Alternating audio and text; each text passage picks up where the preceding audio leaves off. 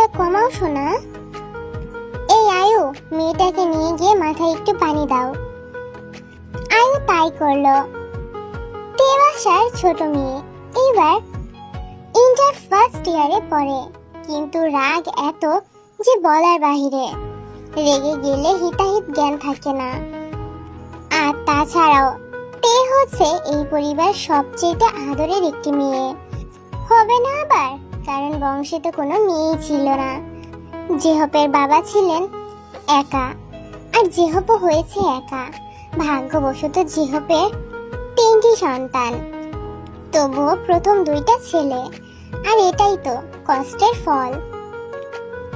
এই প্রথম বংশে একটা মেয়ে হয়েছে, তাই জন্যই তো এত আহ্লাদ আর আদরে আদরে এত রাগী হয়ে গেছে, জেদি হয়েছে।